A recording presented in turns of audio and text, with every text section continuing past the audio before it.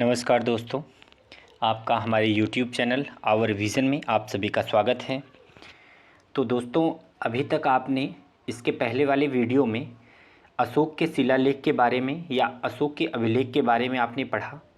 तो अशोक के अभिलेखों को 3 भागों में डिवाइड किया गया था, उसके बारे में हमने कल बताया। पहला था शिलालेख, दूसरा था स्तंभलेख और तीसरा था गुहालेख। तो जो शिलालेख है उसको भी 2 भागों में विभाजित किया गया है। पहला था दीर्घ शिलालेख और दूसरा था लघु शिलालेख। तो इसके पहले हमने दीर्घ शिलालेख के बारे में पढ़ा था। तो आज हमारा जो टॉपिक था वो था लघु शिलालेख के ऊपर। तो अभिलेख के क्रम में हमने दीर्घ शिलालेख के बारे में पढ़ा। अब हमारा टॉपिक आज का है लघु शिलालेख। लघु शिलालेख से दोस्तों बहुत महत्वपूर्ण क्वेश्चन बनते हैं एग्ज़ाम में। यहाँ से शिलालेखों से अगर क्वेश्चन पूछे जाते हैं, शिलालेख के टॉपिक से अगर क्वेश्चन बनता है तो मित्रों लघु शिलालेख से क्वेश्चन जरूर बनेगा, क्योंकि लघु शिलालेख में ही सारे इंपॉर्टेंट क्वेश्चन आ जाते हैं शिलालेखों का। तो आइए हम चलते हैं। अब हमारा लघु शिलालेख का पार्ट स्टार्ट है, तो हम लघु शिलालेख पर चलते हैं।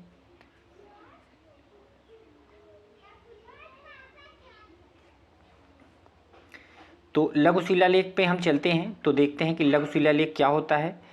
तो इन शिलालेखों की जो संख्या है, जो शिलालेख हमारे थे वृहद शिलालेख थे, पहला जो पार्ट था हमारा दीर्घ शिलालेख, उनकी संख्या जो है 14 थी। और ये जो लघु शिलालेख हैं वो उनसे अलग हैं। ठीक है, यहाँ पे देखो लिखा हुआ है कि ये शिलालेख 14 शिलालेखों के मुख्य वर्ग में समाहित नहीं है और इस कारण इन्हें लघु शिलालेख कहा गया है। तो ये जो शिलालेख हैं हमारे, जो बाकी के, इनकी संख्या कितनी है दोस्तों? इनकी संख्या 13 है। तो ये जो 13 शिलालेख हैं, ये 14 पहले जो शिलालेख थे उनसे ये अलग हैं, वो मुख्य वर्ग में सम्मिलित नहीं हैं।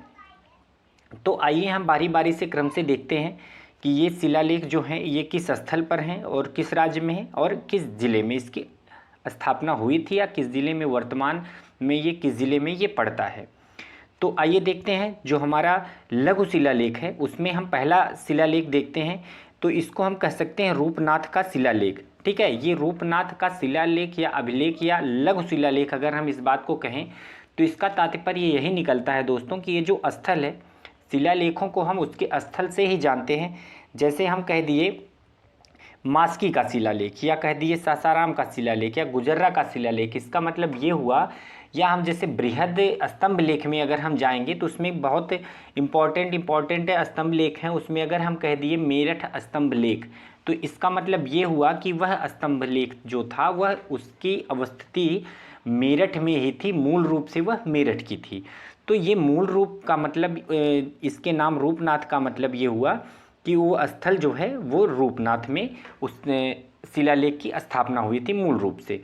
तो हम देखते हैं कि पहला हमारा रूपनाथ, ये रूपनाथ जो शिलालेख है इसकी अवस्थिति कहाँ पर है मित्रों? इसकी अवस्थिति है मध्य प्रदेश में। किस ज़िले में? मध्य प्रदेश के जबलपुर में। डायरेक्ट एग्जामिनर क्वेश्चन पूछ सकता है कि जो रूपनाथ का शिलालेख है वो किस राज्य में अवस्थित है, या मध्य प्रदेश के किस ज़िले में अवस्थिति है उसकी। तो यहाँ से अगर हम पढ़े रहेंगे तो उसका क्वेश्चन हम बड़े आसानी से दे पाएंगे। तो उसका आंसर क्या हो जाएगा मित्रों?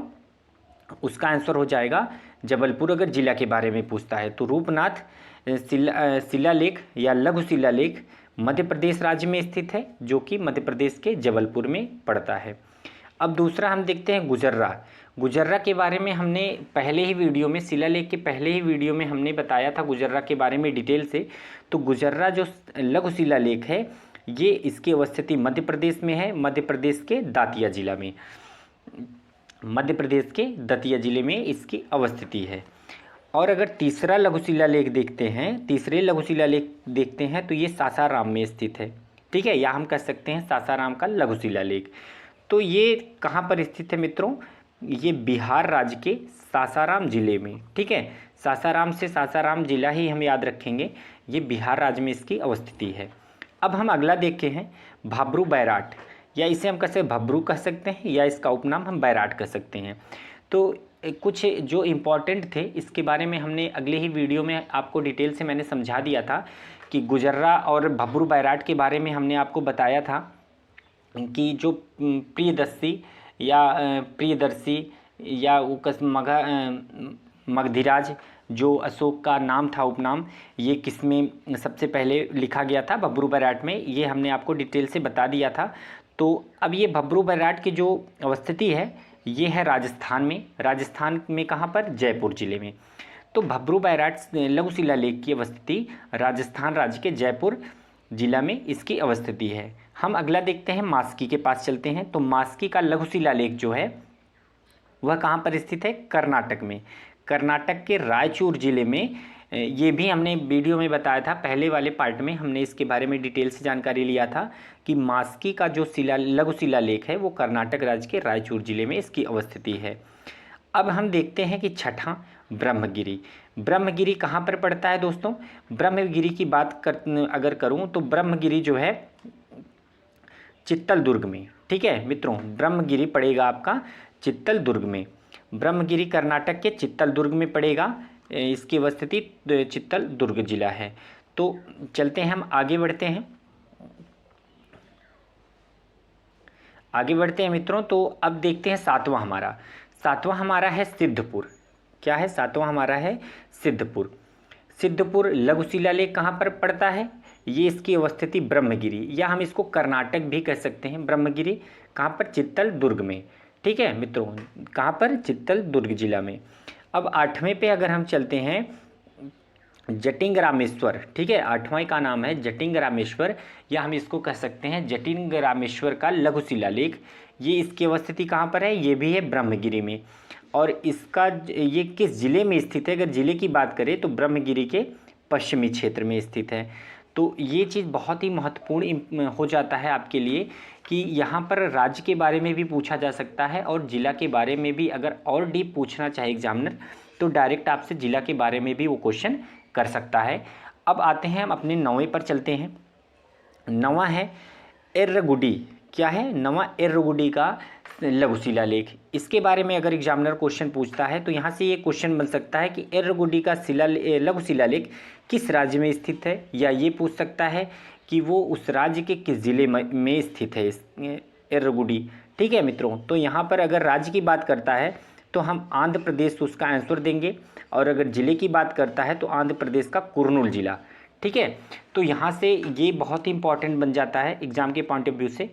अब हम अपने अगले आगे वाले पे चलते हैं। तो यहाँ पर 10वां है अपना गोवीमठ।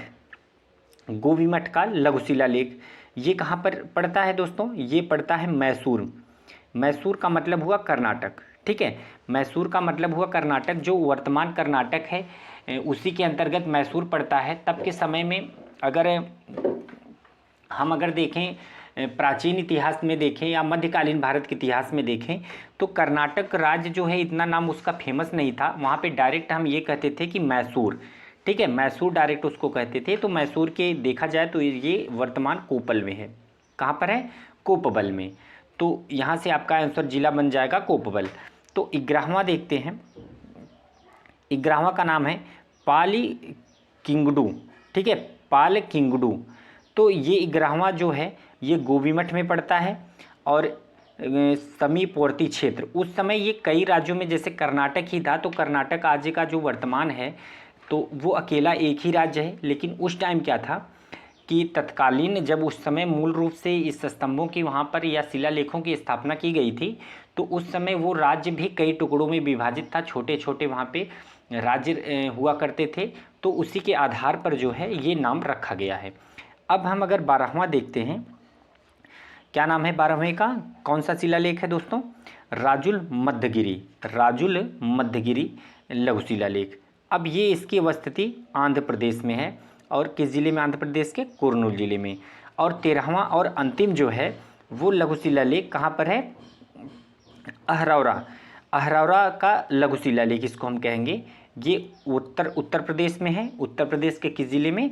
मिर्ज़ापुर जिले में। इसकी अवस्थिति कहाँ है मित्रों? उत्तर प्रदेश के मिर्ज़ापुर जिले में। अब हम चलते हैं आगे।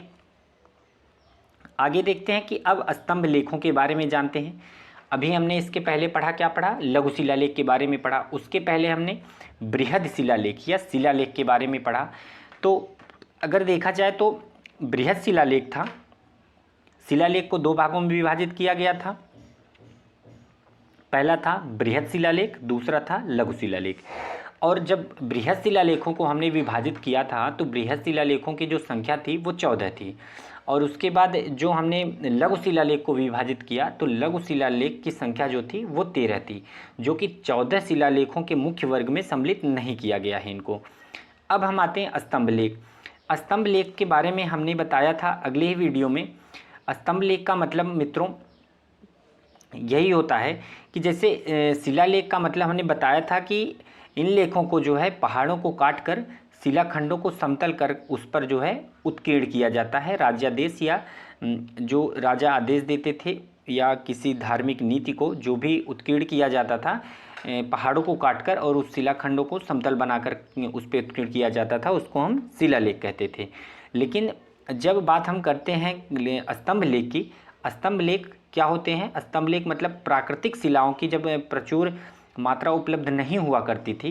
इसका कहने का तात्पर्य यही है कि जो शिलालेखों की जब अनुपलब्धता रहती थी तो उस कारण जो है पत्थरों से तैयार कृत्रिम स्तंभों पर उत्कीर्ण लेख किया जाता था। ठीक है, पत्थरों का बनाया जाता था, कृत्रिम तरीके से पत्थरों का बनाया जाता था स्तंभ लेख, उसी को स्तंभ लेख कहा जाता था। स्तंभ लेख को आसानी से एक जगह से दूसरी जगह ले जाया जा सकता था और उसको जहाँ भी चाहे वहीं पर उसको गाड़ देते थे।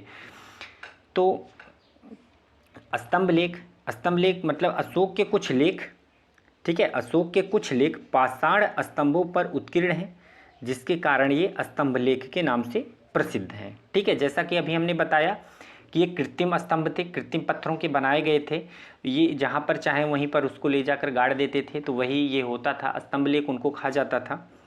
तो अशोक के स्तंभ लेखों को भी 2 वर्गों में विभाजित किया गया है शिलालेख की तरह। तो ये पहला है बृहद स्तंभ लेख और दूसरा है लघु स्तंभ लेख। क्या है? लघु स्तंभ लेख। ठीक है, इसको लेख मत करना, इसे लघु स्तंभ लेख बना लेना। लघु स्तंभ लेख है। तो पहले हम बात करेंगे उसके पहले टाइप के बृहद स्तंभ लेख के बारे में हम पहले देखेंगे। तो अशोक स्तंभ लेखों के जो 2 वर्ग विभाजित किया गया है, उन 2 वर्गों में सबसे पहला जो हमारा टाइप है बृहद स्तंभ लेख, उसके बारे में सबसे पहले हम देखेंगे। तो अशोक के बृहद स्तंभ लेखों की संख्या 7 है। लघु जो बृहद शिलालेख थे उनकी 14 थी, लघु शिलालेख की संख्या 13 थी और बृहद स्तंभ लेख जो हैं उनकी संख्या 7 है, जो 6 भिन्न भिन्न स्थानों में मिलते हैं। क्या है? टोपरा से प्राप्त स्तंभ लेख पर अशोक के 7 स्तंभ लेख उत्कीर्ण है। कहने का तात्पर्य है कि जो टोपरा का स्तंभ लेख है, टोपरा से जो प्राप्त हुआ स्तंभ लेख था, उस पर अशोक के 7 स्तंभ लेख उत्कीर्ण हैं, जबकि शेष स्थानों पर जो प्राप्त स्तंभ लेख थे उस पे जो है 6 ही स्तंभों का लेख उत्कीर्ण मिलते हैं। ठीक है, ये सभी अशोक के शिलालेखों के परिशिष्ट हैं। तो आइए हम चलते हैं आगे हम देखते हैं। तो अब हम देखते हैं कि बृहद शिला स्तंभ लेखों के विषय वस्तु के बारे में देखते हैं कि जो हमारा बृहद स्तंभ लेख था उसके बारे में हम डिटेल से जानकारी लेते हैं। तो सबसे पहला हमारा जो बृहद स्तंभ लेख है वो कौन सा है? मेरठ स्तंभ लेख के बारे में हम देखते हैं। तो यहाँ से कई एग्ज़ामों में दोस्तों बहुत सारे क्वेश्चन यहाँ से बनते हैं और बहुत महत्वपूर्ण यहाँ से हो जाता है। यहाँ से कई सारे क्वेश्चन पूछे भी गए हैं और आगे कई एग्ज़ामों में यहाँ से क्वेश्चन बनने की प्रबल संभावना है। तो आइए हम देखते हैं। मेरठ का स्तंभ लेख जो है, यह स्तंभ लेख पहले मेरठ में था। ठीक है, यह स्तंभ लेख जो मूल रूप से इसकी स्थापना मेरठ में ही की गई थी और बाद में तुगलक वंश का एक शासक था फिरोज शाह तुगलक, जिसे फिरोज तुगलक भी कहा जाता है। ठीक है, फिरोज तुगलक द्वारा इसे दिल्ली लाया गया। ठीक है, ये क्या किया गया, जब ये स्तंभ लेख सबसे पहले मेरठ में था, बाद में इसे फिरोज तुगलक द्वारा दिल्ली लाया गया और फिर उसके बाद फर्रुखसियर जो है, फर्रुखसियर के शासनकाल में ये बारूद खाने में विस्फोट के कारण यह स्तंभ खंडित हो गया। मतलब फर्रुखसियर के शासनकाल में क्या होता है मित्रों कि यह जो स्तंभ लेख था उनके बारूद खाने में विस्फोट हो जाता है, जिसके कारण यह स्तंभ लेख टूट जाता है, कई टुकड़ों में विभाजित हो जाता है। फिर 1867 ईस्वी में इसको पुनर्स्थापित किया जाता है, इसको फिर से इसका पुनर्निर्माण करवाया जाता है, इसको संशोधित किया जाता है मित्रों।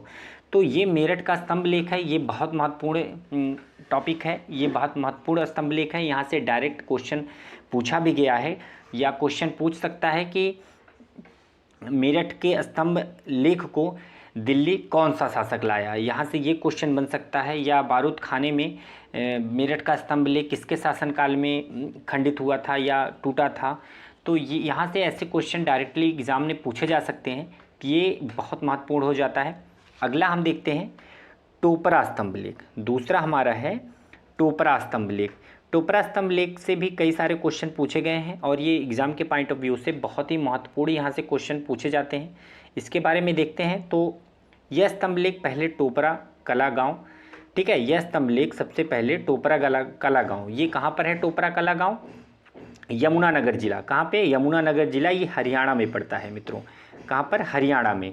तो यह मूल रूप से टोपरा स्तंभ लेख टोपरा गांव में, हमने अभी इसके पहले ही बताया था कि जो स्तंभ लेख का नाम ही है वो मूल रूप से जिस जगह स्थापना उसकी की गई थी उसी के आधार पर उसका नाम रखा गया है, ठीक है। तो जैसे ही हम टोपरा स्तंभ के बारे में हम देखते हैं तो यहाँ पर अगर ये पूछ लेता है एग्जामिनर कि टोपरा स्तंभ लेख उसकी मूल रूप से अवस्थिति कहाँ थी, तो डायरेक्ट हम टोपरा कला गांव बताएंगे। या थोड़ा सा और डीप अगर पूछेगा तो हम ये कहेंगे यमुनानगर जिला हरियाणा में इसकी अवस्थिति थी। अब इसको देखते हैं कि जैसे मेरठ का स्तंभ लेख फिरोज तुगलक ने दिल्ली ले गया था, तो ये भी क्या किया था, फिरोज तुगलक ने इसको भी दिल्ली लाया था, इसको भी दिल्ली ले गया, किसको? टोपरा स्तंभ लेख को। अब हमारा जो महत्वपूर्ण है इसके बाद आ जाता है हमारा प्रयाग स्तंभ लेख, ठीक है मित्रों, प्रयाग स्तंभ लेख।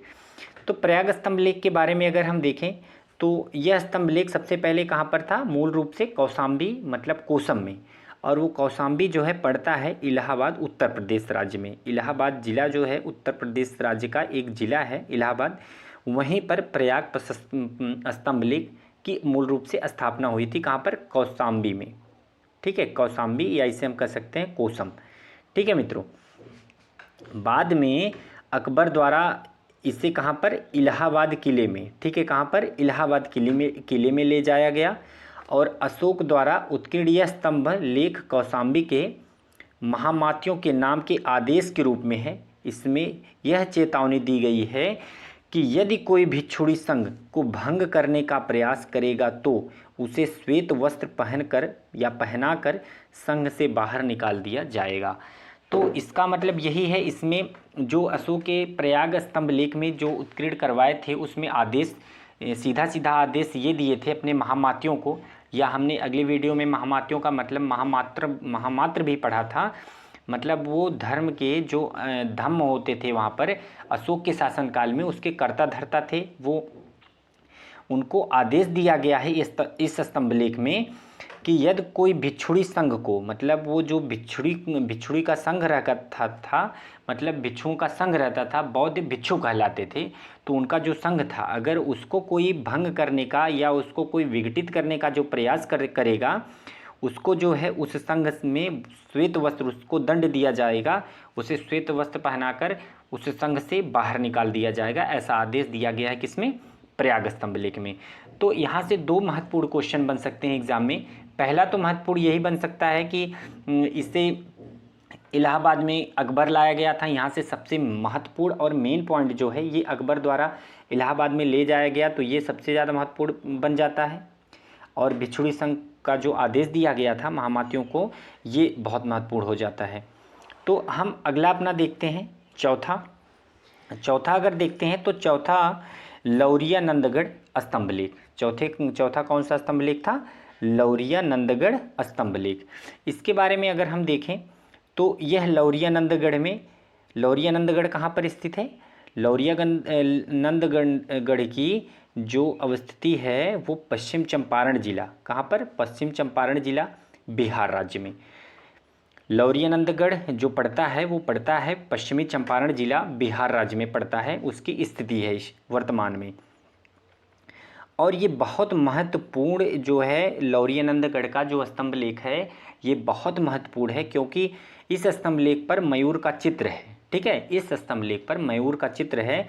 जो यह प्रमाण देता है कि जो मौर्य वंश था वो मौर्य परिवार से मिलौन करता था। ठीक है, यहाँ पर मौर्यों को जो मौर्य परिवार से संबंध बताया गया है या उनके जनपद से संबंधित बताया गया है वो सबसे पहले लौरिया नंदगढ़ स्तंभ लेख से ही पता चलता है।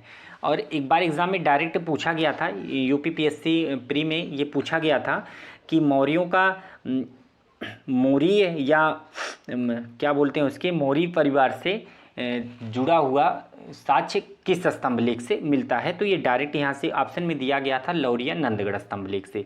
तो सबसे पहले यहीं से पता चलता है कि लौरिया नंदगढ़ स्तंभ लेख से कि जो मौर्य थे, जो मौर्य वंश था वो किससे संबंधित था, मौर्य से। और हमने जैसा कि पहले ही पार्ट में बताया था कि इनको मौर्य क्यों कहा जाता था, क्योंकि ये मोर पालते थे इसीलिए, और ये मौर्य जनपद से संबंधित थे इसीलिए इनको मौर्य कहा गया।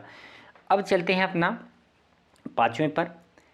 क्या है पाँचवा, लौरिया अरेराज। लौरिया अरेराज भी वहीं पर इसकी अवस्थिति है, कहाँ पर, पश्चिमी चंपारण जिला बिहार राज्य में।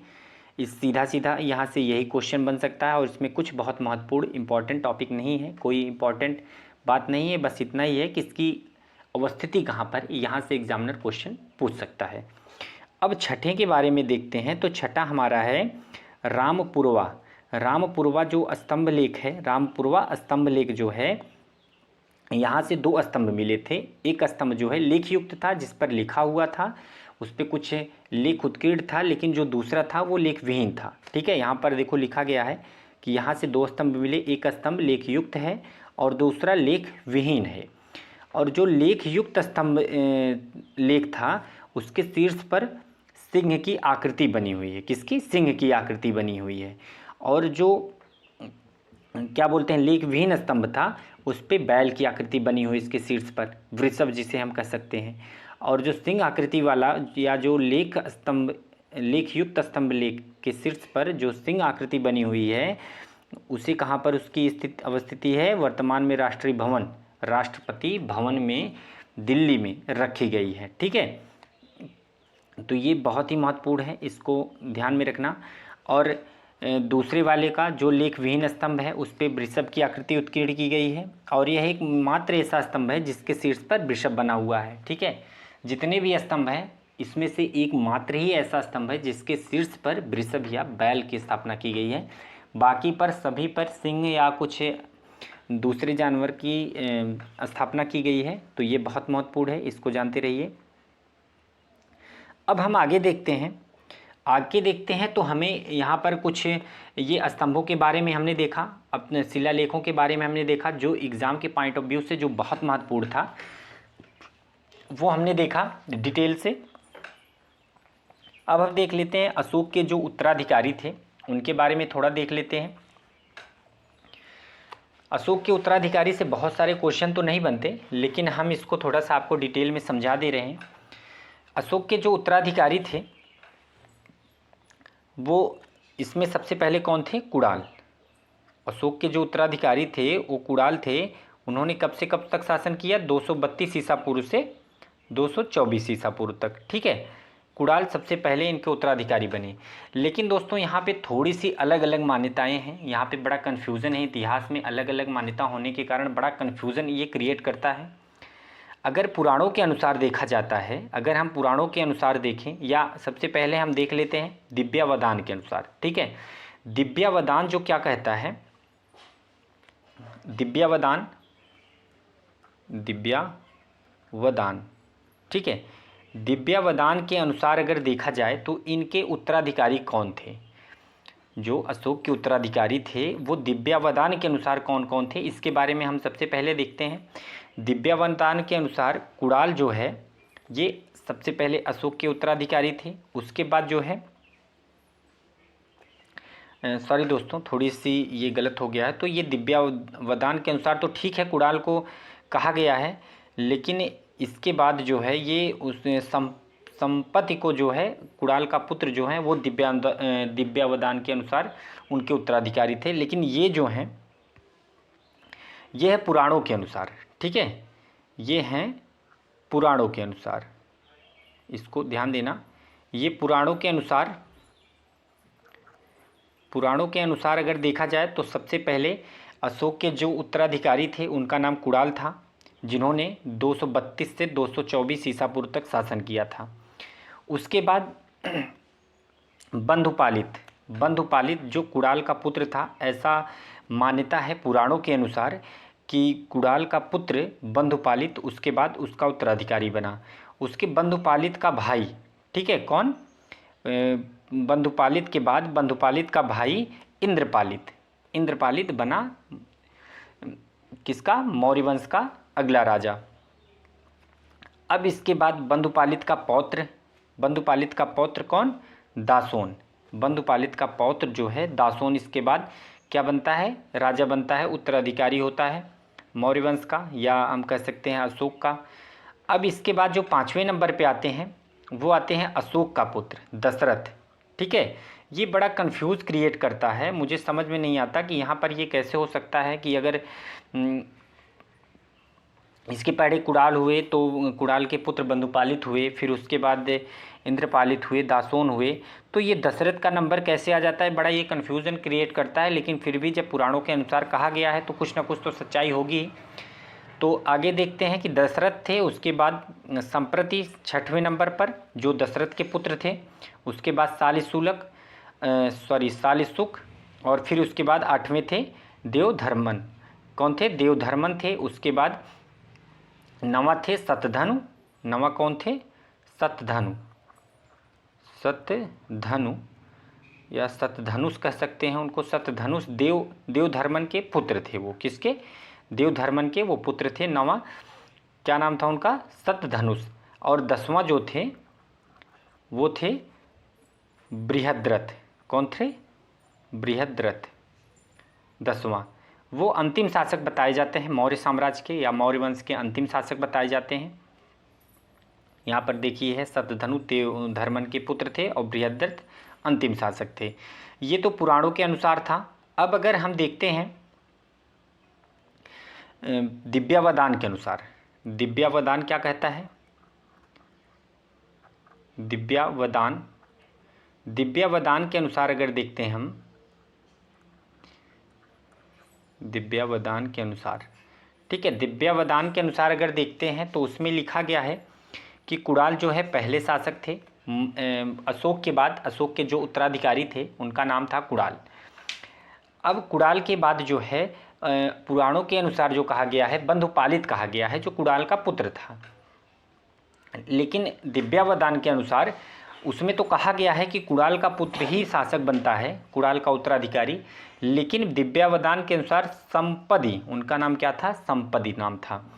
अब बृहस्पति बनते हैं तीसरा, जो संपदी का पुत्र थे, ठीक है, संपदी का पुत्र थे। अब उसमें पुराणों में कुछ अलग कहा गया है, तो ये चीज़ थोड़ा सा कन्फ्यूज़न क्रिएट करता है। लेकिन यहाँ से इसीलिए ज़्यादातर क्वेश्चन नहीं बनते हैं, और अगर क्वेश्चन बनेंगे भी तो यहाँ पर हो सकता है कि उन ग्रंथों का नाम देकर पूछे कि इनके अनुसार इसमें कौन सा राजा था, ठीक है। तो डायरेक्टली क्वेश्चन अगर पूछेगा तो बड़ा कन्फ्यूज़न हो जाएगा वहाँ पे। तो चौथे नंबर पे जो शासक थे वो थे वृषसेन, और वो बृहस्पति के पुत्र थे। और पुष्यधर्मन जो थे वृषसेन के पुत्र थे, और पुष्यमित्र जो थे 6वें, वो कौन थे, पुष्यधर्मन के पुत्र थे। तो दिव्यावदान के अनुसार ये पुष्यमित्र इनके अंतिम शासक बताए गए हैं। तो और जबकि पुराणों के अनुसार बृहद्रथ इनके अंतिम शासक बताए गए हैं। तो बृहद्रथ ज़्यादातर मान्य है पुराणों के अनुसार जो इसमें कहा गया है। तो बृहद्रथ के बारे में तो बृहद्रथ ही सही माना जाता है। ज़्यादातर जगह हमने देखा है, लूसेंट में अगर देखें या एनसीईआरटी में देखें, ये कई सारी जगह हमने देखा है कि बृहद्रथ ही अंतिम शासक माने जाते हैं मौर्य साम्राज्य के, मौर्य वंश के।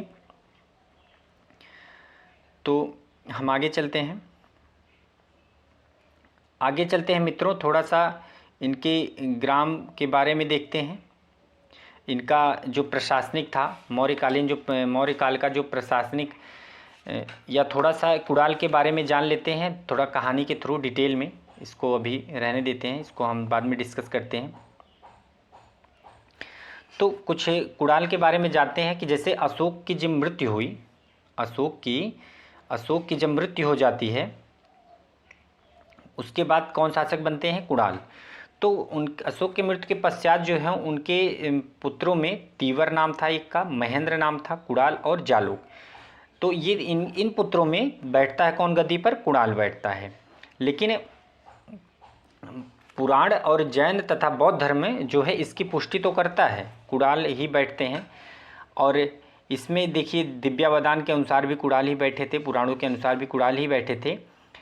और उसमें क्या कहा गया है? दिव्यावदान में कुणाल को कहा है धर्म विवर्धन। क्या कहा गया है कुणाल को? धर्म विवर्धन, धर्म विवर्धन। ठीक है, धर्म विवर्धन कहा गया है दिव्यावदान में। और उसमें कहा गया है सुयसस उनका नाम था, एक और थे माना जाता है सुयसस। ठीक है, सुयसस को क्या कहा गया है? विष्णु पुराण। ठीक है, इनका कुणाल का अन्य नाम जो था सुयसस, सुयसस जो है किसके अनुसार कहा गया है? विष्णु पुराण के अनुसार और भागवत पुराण के अनुसार इनका नाम था। तो ये अलग अलग ग्रंथों में इनका अलग अलग नाम है। तो मान्यता ये है कि कुणाल जो है उनकी भी माता जो तिस्य रक्षिता नाम हमने बताया था, जो उनकी पटरानी थी सम्राट अशोक की, जिनसे कोई पुत्र नहीं उत्पन्न हुआ था। तो तिस्य रक्षिता ने कुणाल की वो कुणाल की भी माता लगती थी या सौतेली माता हम कह सकते हैं। उन्होंने क्या किया था? धोखे से कुणाल को अंधा करवा दिया था।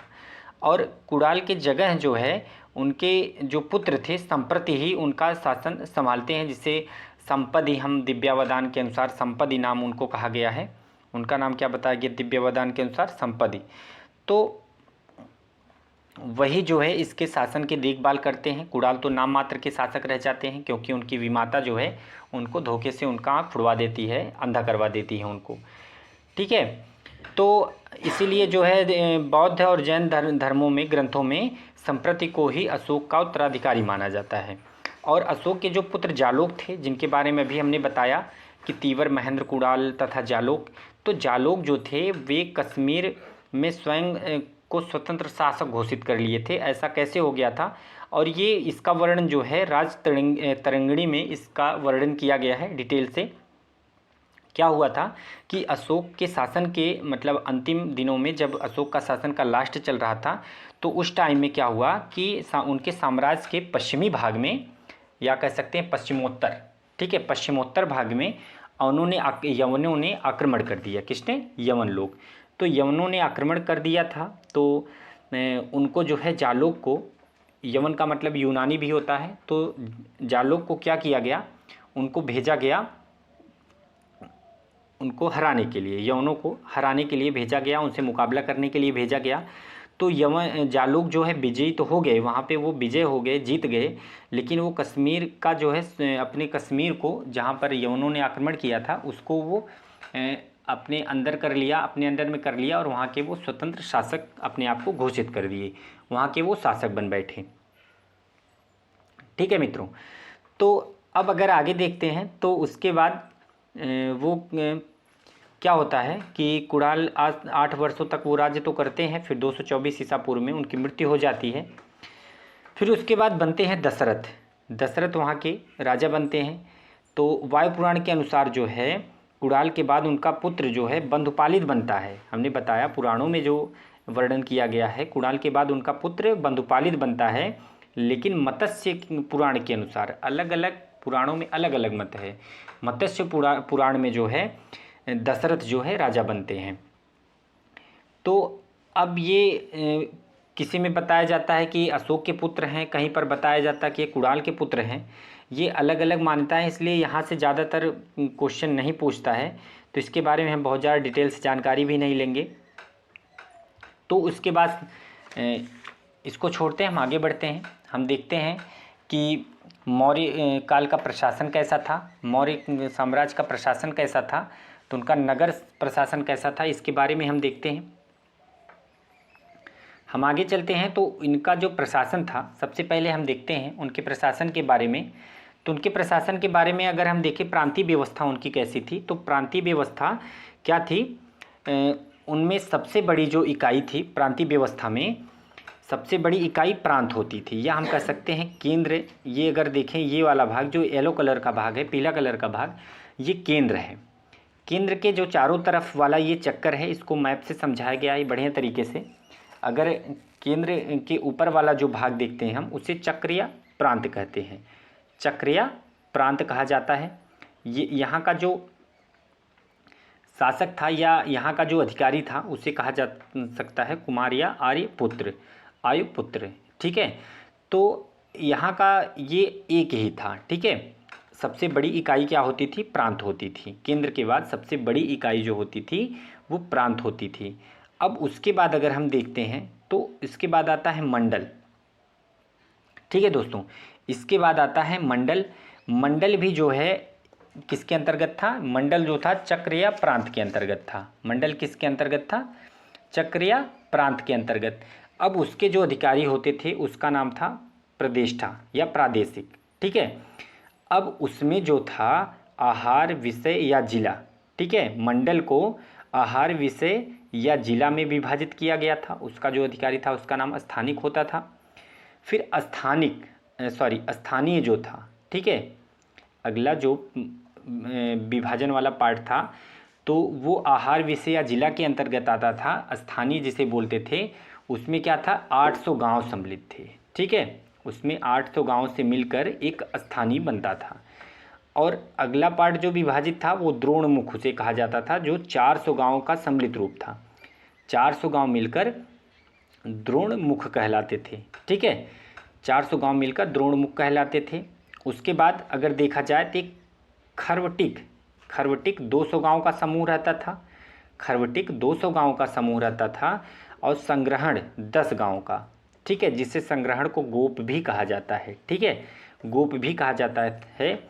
और गांव जिसे कहा जाता है ग्रामीणी, वो अकेले था। या हम ये डायरेक्ट कह सकते हैं कि गांव तो अकेले था और फिर उसके बाद 10 गांव मिलकर एक संग्रहण बनते थे या गोप बनते थे। और 200 गांव मिलकर खरवाटिक बनते थे। और 400 गांव मिलकर द्रोणमुख बनता था। या 800 गांव मिलकर स्थानिक बनता था या स्थानीय बनता था। और उसके बाद कई सारे स्थानीय मिलकर स्थानिक या हम कह सकते हैं आहार, जिला या विषय बनता था। उसके बाद मंडल बनता था, चक्र या प्रांत बनता था, जो केंद्र जिसे हम कहते हैं। तो ये तो थी उनकी नगरीय व्यवस्था या प्रांतीय व्यवस्था जो मौर्य साम्राज्य में थी। अब हम आगे देखते हैं तो मौर्यकालीन में हम देखते हैं कि जो तीर्थों के अधिकारी थे, इनके बारे में हम थोड़ा देखते हैं कि मौर्यकालीन में जो तीर्थ के जो वहाँ पे तीर्थ यात्राएं होती थी, वहाँ पे धार्मिक कार्य होते थे, उनके जो अधिकारी थे उनके बारे में थोड़ा सा देख लेते हैं। तो मौर्य काल में सबसे उच्च स्तर पर अगर कोई जो अधिकारी होता था उसे तीर्थ कहे जाते थे। ठीक है, मौर्य काल का जो सबसे उच्च स्तर का अधिकारी होता था उसे तीर्थ कहे जाते थे। और अर्थशास्त्र के अनुसार इनकी संख्या कितनी थी? 18 थी। ठीक है, अर्थशास्त्र के अनुसार मौर्यकालीन जो तीर्थ होते थे, अधिकारी होते थे, तीर्थ अधिकारी, वो कितने होते थे? 18 उनकी संख्या थी। तो हम देखते हैं बारी बारी से 18 के बारे में थोड़ा सा डिटेल से जानकारी लेते हैं जल्दी से। अब देखते हैं, एक तरफ है तीर्थ, दूसरी तरफ संबंधित विभाग या कार्य। तो पहला था मंत्री या पुरोहित, जो हर राजा के पास होता था। मंत्री या पुरोहित उनका कार्य था, उनका संबंधित विभाग क्या था? प्रधानमंत्री तथा प्रमुख धर्माधिकारी थे वो। ठीक है, प्रधानमंत्री या पुरोहित क्या होते थे? प्रधानमंत्री तथा प्रमुख धर्माधिकारी थे। सन्निधाता क्या, उनका क्या कार्य था या उनका क्या विभाग था? राजकीय कोषागार का प्रधान अधिकारी वो होते थे, या कह सकते थे कोषा अध्यक्ष वो होते थे। तीसरे हैं समाहर्ता कर संग्राहक होते थे, मतलब वो करों को संग्रहण करते थे, कर की वसूली वो करते थे। वो राजस्व विभाग के सर्वोच्च अधिकारी होते थे, या कह सकते हैं कि वो वित्त मंत्री होते हैं। ठीक है, वो वित्त मंत्री होते हैं। और अगला है युवराज। ठीक है, अगला है युवराज। तो युवराज क्या होते हैं? राजा का उत्तराधिकारी होता है। युवराज का मतलब होता है वो राजा के पुत्र होते थे। ठीक है, सेनापति, सेनाध्यक्ष, जो सर्वोच्च सैन्य कमांडर होते थे, जो सेना के सबसे बड़े अधिकारी होते थे, वो सेनापति। नायक, सेना का संचालक जो करते थे उन्हें नायक कहा जाता है। व्यवहारिक, दीवानी न्यायालय का न्यायाधीश जो होते थे उसे व्यवहारिक कहा गया है। प्रदेष्टा किसे कहा गया है? फौजदारी न्यायालय का न्यायाधीश को प्रदेष्टा कहा गया है। मंत्रिपरिषद अध्यक्ष किसे कहा गया है? मंत्रिपरिषद का अध्यक्ष जो होता है उसे मंत्रिपरिषदाध्यक्ष कहा जाता है। कर्मांतिक किसे कहा जाता था? उद्योग धंधों का जो प्रधान निरीक्षक होता था उसे कर्मांतिक कहा जाता था। 11वां है प्रशास्ता। प्रशास्ता किसे कहा जाता था? राजकीय राजाज्ञाओं या राजकीय आज्ञाओं को लिपिबद्ध करने तथा राजकीय दस्तावेजों को सुरक्षित रखने वाला प्रधान अधिकारी होता था। ठीक है, अब हम देखते हैं 12वां दंडपाल। दंडपाल क्या काम करता था? सैन्य सामग्री का प्रबंध करने वाला अधिकारी क्या होता था? दंडपाल। दुर्गपाल कौन? देश के भीतरी दुर्गों का प्रबंधक होता था दुर्गपाल। अंतपाल कौन होता था? सीमावर्ती दुर्गों का रक्षक जो होता था वो अंतपाल होता। नागरिक या नागरक, ठीक है, वो नगर का सर्वोच्च अधिकारी होता था। अंतवर्षिक ये सम्राट की अंगरक्षक सेना का प्रधान होता था। जो सम्राट के बॉडीगार्ड थे या अंगरक्षक थे उन वो सेना जो थे उनका अंतवर्षिक जो होता था उसका प्रधान होता था। और दवारिक जो उनका क्या काम था? राजमहल का प्रबंध व देखरेख करने वाला प्रधान अधिकारी दवारिक होता था। आटविक कौन थे? ये वन विभाग का सर्वोच्च अधिकारी होते थे आटविक। अब हम देखते हैं कि आगे मौर्यकालीन जो अध्यक्ष थे वो क्या थे, कौन कौन सा कार्य वो करते थे, उनको कौन सा विभाग दिया गया था कार्य करने के लिए, उनकी संख्या क्या थी, इसके बारे में हम देखते हैं थोड़ा।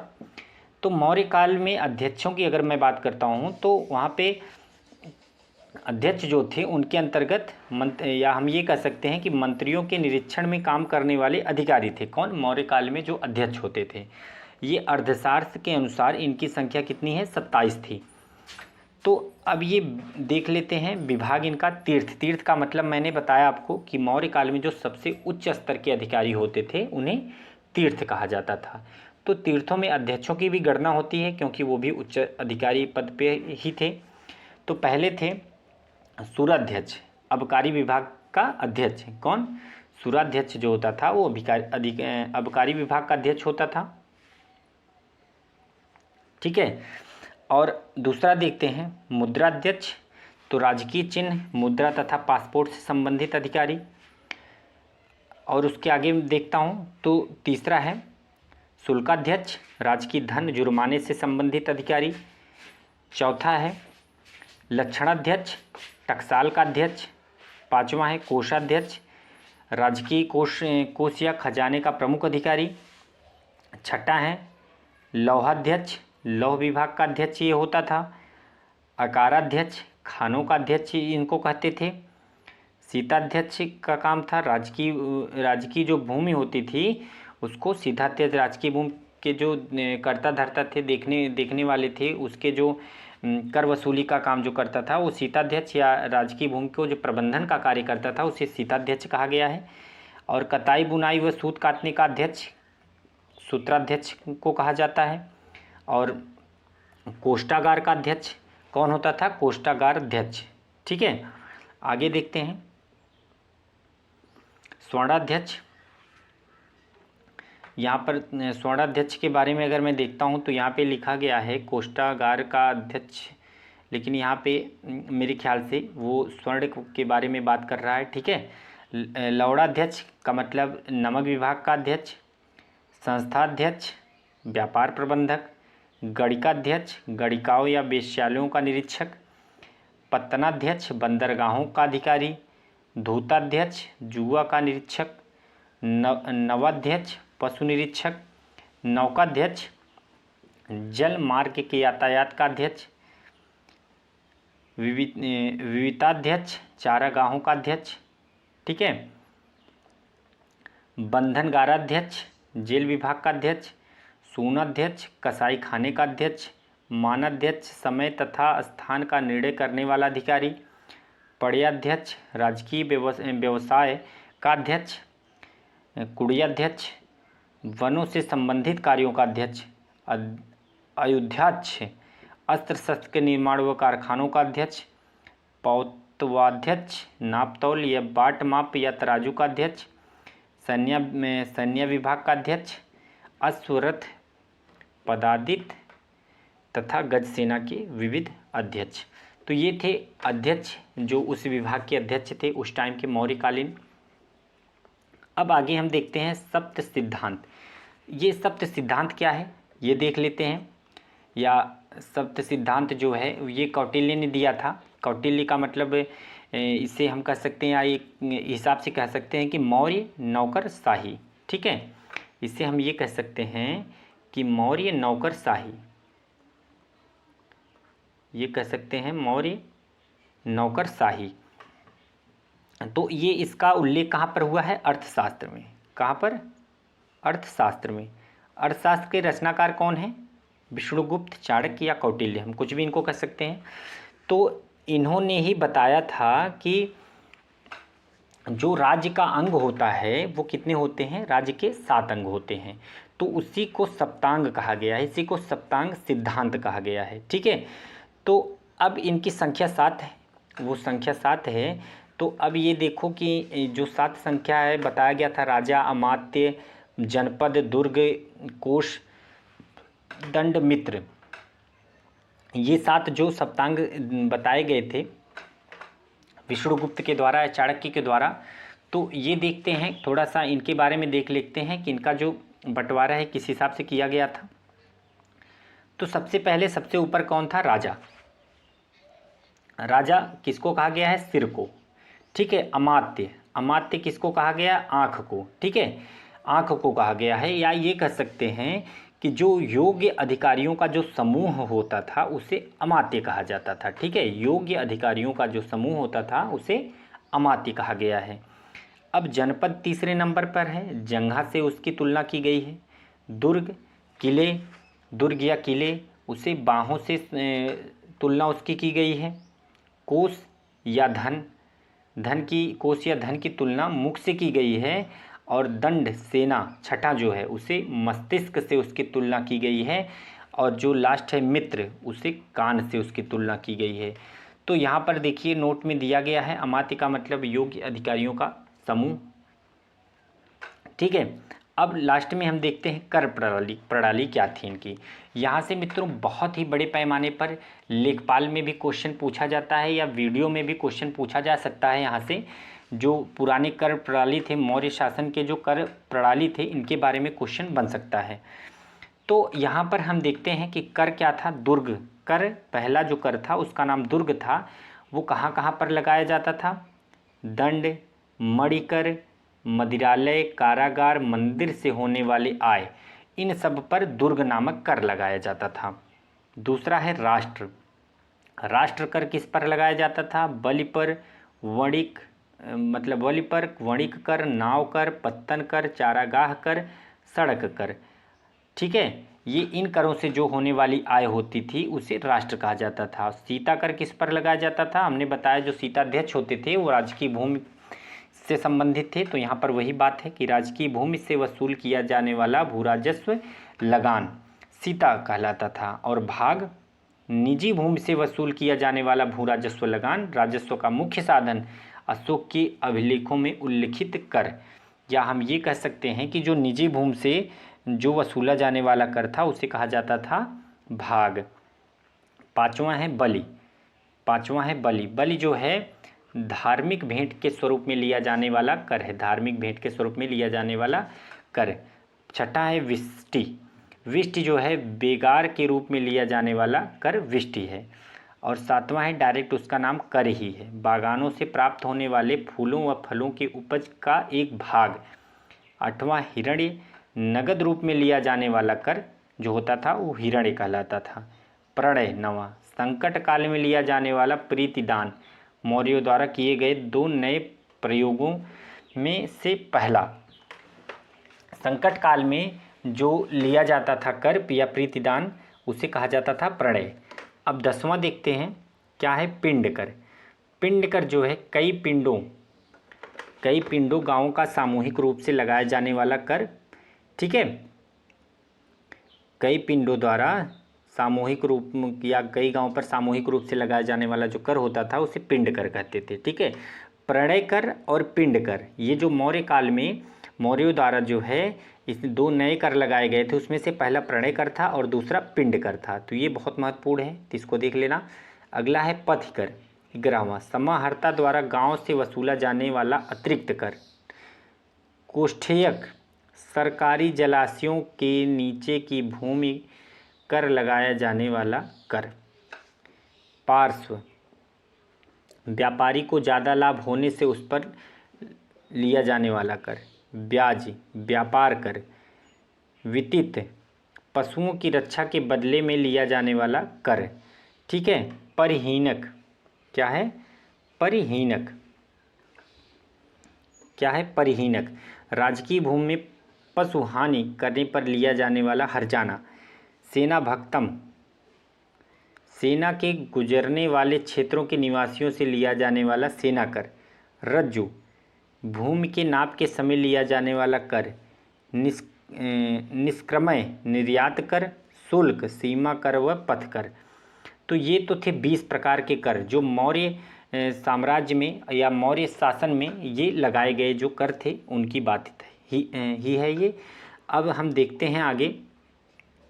अगर हम बात करते हैं तो शास्त्र में उल्लिखित जो मुद्राओं के नाम हैं उनके बारे में थोड़ा सा हम देख लेते हैं, वो बहुत महत्वपूर्ण हैं, इसलिए थोड़ा सा उनके बारे में हम देख लेते हैं। करसापड़ जो होता था, करसापड़ उसे ये देखो उसको क्या क्या कहा जाता था। एक करसापड़, ठीक है, उसे पड़ भी कहा जाता था या उसे धरण, 3 चीज़ कह सकते थे, करसापड़ या पण या धरण। वो चांदी व तांबे से निर्मित होते थे और सुवर्ण जो होते थे या सोने से बने होते थे और मासक जो थे वो तांबे का सिक्का होता था। काकड़ी जो है तांबे से बना होता था। लक्षणाध्यक्ष मुद्रों को जारी करने का अधिकारी होता था। अगर रूप दर्शक की बात करते हैं तो मुद्राओं का परीक्षण करने वाला जो अधिकारी होता था उस समय, उसे रूप दर्शक कहा जाता था। अब हम लास्ट में देखते हैं मैप के थ्रू। ये मैप हमारा है, मैप के थ्रू आप लोग इसका स्क्रीनशॉट ले लीजिएगा मैप का। इसमें जो अशोक के जो अभिलेख हैं ये दर्शाए गए हैं कि ये इसकी अवस्थिति जो है कहाँ पर है, ये देख लीजिएगा। बहुत महत्वपूर्ण मैप है। PDF आपको हमारे डिस्क्रिप्शन में मिल जाएगी, डिस्क्रिप्शन बॉक्स में इसका पूरा PDF। तो आशा करता हूँ दोस्तों कि वीडियो आपको पसंद आया होगा। अगर वीडियो पसंद आया होगा तो लाइक करिए, सब्सक्राइब करिए और शेयर करिए। धन्यवाद।